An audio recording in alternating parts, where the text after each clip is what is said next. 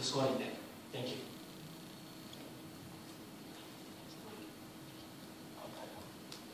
Don't understand your recommendation for a buy call.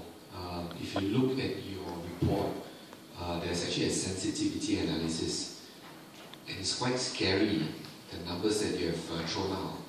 For every 10% increase in cost, your earnings will drop quite substantially. So if you have that risk, the stock is not cheap. Dividend yield is, according to your report, 1.4, 1.8%. Why is it still a buy? Okay, before we go into sensitive analysis, why we are calling to buy in a seemingly expensive stock to many, but in fact, if you look historically of this stock, it has reached its all-time high in May 2011, okay, with a target of around 3.43, with a PE of 33 and above. And now it is in line with our DCF valuation model, with a target price of 3.47, which derives a PE of 30.62. And also, more importantly, QL has a higher ROE return, which has an average 16% compared to its peer, which is only 14%. And also a higher EBITDA growth of around 9% compared to its peer, which is around 2%. And more significantly, I would say, another thing to recommend is the EPS CAGR. It achieved around 20% over the past 10 years, even at the worst time of financial crisis, the subprime mortgages, or even during the epidemic outbreak of avian flu.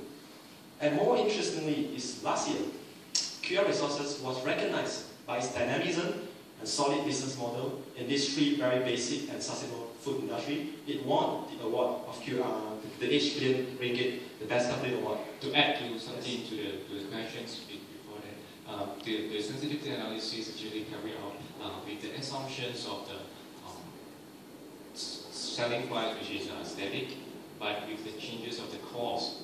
So we are not changing the numbers for the revenue and for the rest of the part, but only the cost. And also bear in mind that those numbers are actually a compounded decrease of the growth of the changes in EPS. Every compounded 10% year by year of decreasing of the decreasing the price. Yeah, for 1 year, 10% on corn price and soy meal changes your EPS by 38%. Yes. This is in line with what happened in 2008-2009, where the LTK, the company, I don't want to mention the company, the competitors has declining profit because the high raw material cost. When the raw material cost comes, last time, I think 2008-2009, from the growth around 20%, 80%, it declined to 8%. So actually it's in line also with our projection.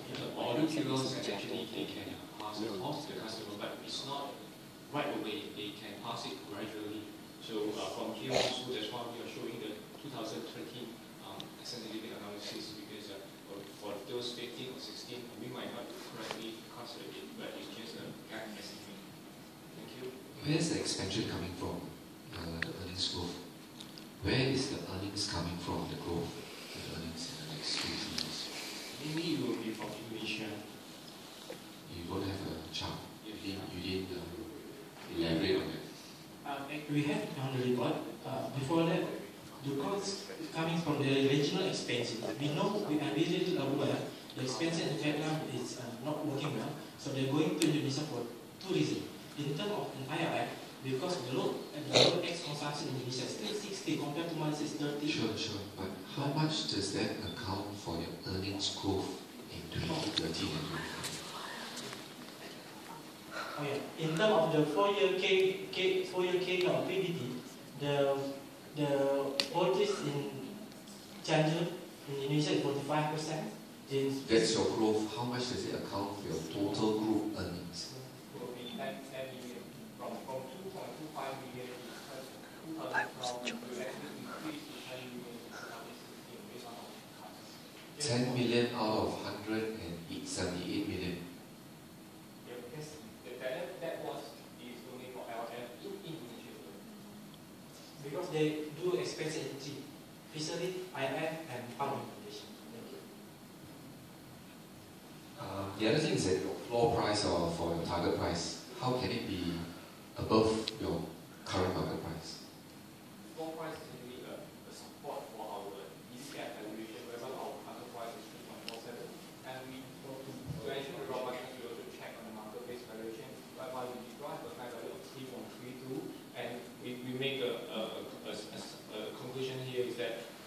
is actually a robust estimation, and it should have a floor price supporting our 3.47 from this year.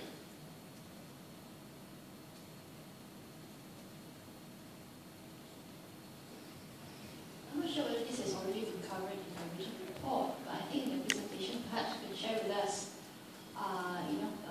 with the fact that the growth will be coming a lot more from Indonesia, so there definitely will be CAPEX spending. How is that funded, and how does that affect your, financial performance? Therefore, is that factored into your DCF valuation?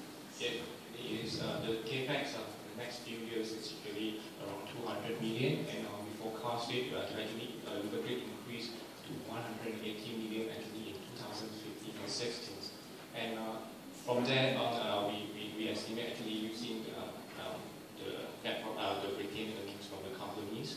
If there's not enough, the rest of the cost can be from borrowing. So from 2013 is around 90+ million will be from borrowing, and for going onwards in 2014 it will be much lesser, around 60 million.